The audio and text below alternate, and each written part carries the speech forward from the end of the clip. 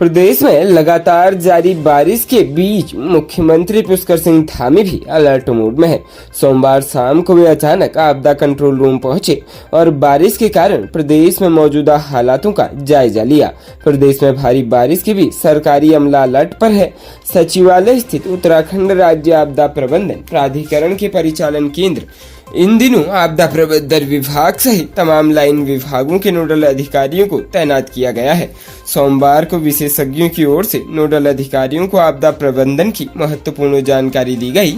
सोमवार को अपर सचिव आपदा प्रबंधन विभाग सविन बंसल की ओर से नोडल अधिकारियों को कुशल आपदा प्रबंधन के गुर सिखाए गए। इसी क्रम में यूएसडीएमए की विशेषज्ञों ओर से Sachet app, resource mapping, forecasting system, वाहनों के जीपीएस का API linking, odd hour strategy, आपदा प्रबंधन में नई तकनीक का उपयोग आदि की जानकारी दी गई। विभिन्न विभागों के आपदा नोडल अधिकारियों के क्षमता निर्माण के लिए आयोजित यह प्रशिक्षण कार्यक्रम प्रतिदिन संचालित किया जाएगा। प्रदेश के रामनगर क्षेत्र से एक दुखद खबर सामने आ रही है, जहां एक भारतीय जनता पार्टी महिला नेत्री की सड़क हादसे में दर्दनाक मौत हो गई। टेम्पो से उतरकर अपने घर जा रही भाजपा नेत्री को अज्ञात वाहन ने टक्कर मार दी, जिसको रामनगर चिकित्सालय से हायर सेंटर रेफर कर दिया गया।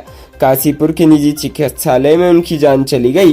भाजपा नेत्री की जान जाने पर भारतीय जनता पार्टी कार्यकर्ताओं ने शोक प्रकट किया। ग्राम ढिकुली निवासी नंदी रावत, उम्र 48 वर्ष, पत्नी गोविंद सिंह रावत बीजेपी में ग्रामीण मंडल महिला मोर्चा की पूर्व अध्यक्ष थी। बीती शाम टेम्पू से अपने घर जा रही थी। नंदी जब ढिकुलू में सड़क पर टेम्पू से उतरकर अपने घर की ओर चली तो दूसरी तरफ से अज्ञात बाइक सवार ने नंदी को जोरदार टक्कर मार दी। खून से लथपथ नंदी रावत को तुरंत रामनगर चिकित्सालय पहुंचाया गया, जहां उनकी हालत चिंताजनक होने पर उन्हें हायर सेंटर रेफर कर दिया। काशीपुर के एक निजी चिकित्सालय में इलाज के दौरान उनकी जान चली गई।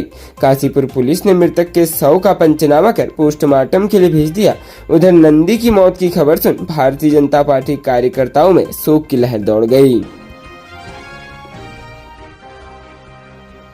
प्रदेश के जनपद अल्मोड़ा में 5 दिन पूर्व गायब हुई किशोरी को पुलिस ने नोएडा में धर्मविशेष समुदाय के युवक के साथ बरामद कर लिया है। इस मामले में पुलिस ने आरोपी को गिरफ्तार कर लिया है। उस पर कई संगीन धाराओं में मुकदमा दर्ज किया गया है। बता दें कि बीती 5 जुलाई को जिले के चौखुटिया निवासी एक व्यक्ति ने थाना चौखुटिया में तहरीर दी कि उसकी 17 वर्षीय नाबालिग पुत्री घर से कहीं चली गई, लेकिन वापस नहीं आई। पुत्री को तलाशने की गुहार लगाई। पुलिस ने प्राथमिकी दर्ज करते हुए तलाश में जुट गई। इस मामले को लेकर गत दिवस चौखुटिया में लोगों ने प्रदर्शन भी किया था।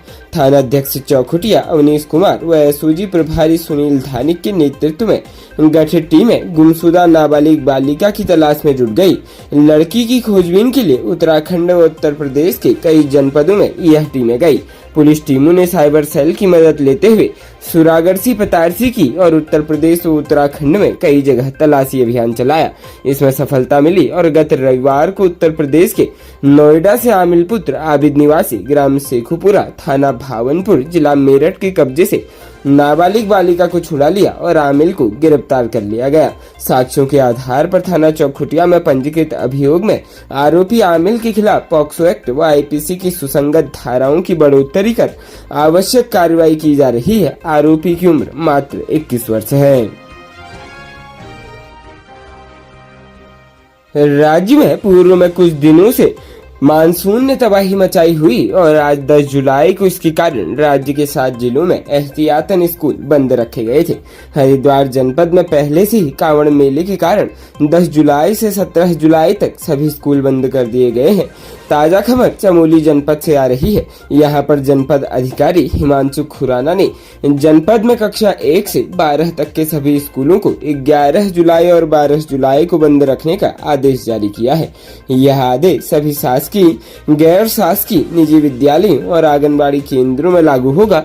गौरतलब है कि मौसम विज्ञान केंद्र देहरादून ने पर्वतीय राज्य उत्तराखंड के कई जनपदों में अगले 2 दिनों तक भारी बारिश के लिए ऑरेंज अलर्ट जारी कर दिया है।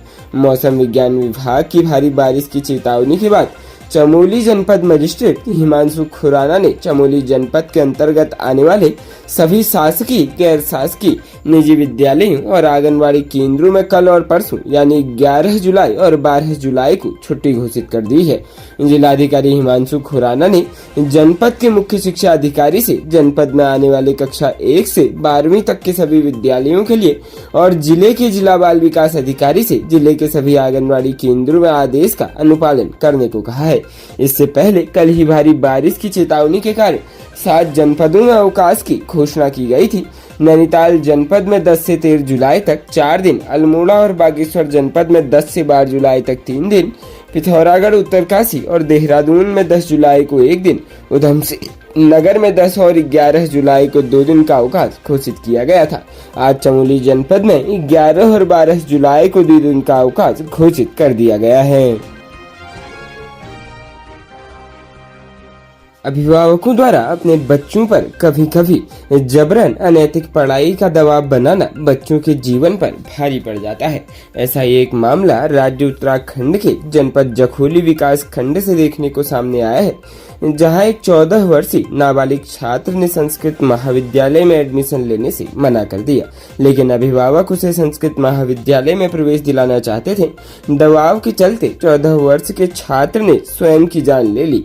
जखोली के एक नाबालिग छात्र को उसके परिजन छात्र को संस्कृत विद्यालय में प्रवेश दिलाना चाहते थे, लेकिन छात्र ने संस्कृत महाविद्यालय में प्रवेश लेने से साफ मना करते हुए जखोली के ही स्थानीय विद्यालय में प्रवेश लेने की इच्छा जताई, जिस पर परिजन तैयार नहीं हुए। लगातार दबाव के चलते छात्रा अवसाद में आ गया और उसने सोमवार सुबह घर पर ही फांसी लगाकर आत्महत्या कर ली। छात्र के शव को रुद्रप्रयाग जिला चिकित्सालय पोस्टमार्टम के लिए भेजा गया है। राज्य उत्तराखंड में उत्तराखंड उच्च न्यायालय ने चारधाम यात्रा में हो रही पशुओं की मौत और अवशेषों के लिए दायर जनहित याचिका पर सुनवाई करते हुए जिलाधिकारी चमोली, रुद्रप्रयाग, उत्तरकाशी सहित टूरिज्म बोर्ड और पशु कल्याण बोर्ड को पक्षकार बनाते हुए नोटिस जारी कर 3 सप्ताह के भीतर जवाब पेश करने को कहा है। मुख्य न्यायाधीश विपिन सांघी और न्यायमूर्ति राकेश थपलियाल की खंडपीठ ने मामले को गंभीरता से लेते हुए मामले की अगली सुनवाई 5 सितंबर के लिए तय की है। सुनवाई के दौरान न्यायालय ने कहा कि यह अति गंभीर मामला है। मामले के अनुसार दिल्ली निवासी धर्मगुरु आचार्य अजय गौतम ने जनहित याचिका दाखिल कर कहा था कि चारधाम यात्रा में पूरी तरह से अव्यवस्थाएं फैली है। श्रद्धालुओं के लिए खाने पीने और रहने की सुविधाएं नहीं है, न ही कोई सीसीटीवी कैमरों की व्यवस्था की गई है, जबकि प्रत्येक दिन 25,000 से अधिक श्रद्धालु वहां पहुंच रहे हैं। जनहित याचिका में यह भी कहा गया है कि चारधाम यात्रा के दौरान घोड़े खच्चरों के साथ अमानवीय व्यवहार हो रहा है। उनसे काम लेने के लिए उनको नशा तक दिया जा रहा है। अभी तक करीब 400 से अधिक घोड़े खच्चरों की जान जा चुकी है, लेकिन प्रशासन फिर भी चुप बैठा है। इन धामों में नशे का प्रकोप भी बढ़ रहा है और जब इन बातों को उठाया जा रहा है तो स्थानीय कारोबारी श्रद्धालुओं के साथ मारपीट कर रहे हैं। खबरों में बने रहने के लिए धन्यवाद। खबरों से प्रकाशित रहने के लिए कुमाऊनी कुटुंब को सब्सक्राइब करना न भूलें तथा खबरों को शेयर कर सहयोग प्रदान अवश्य करें।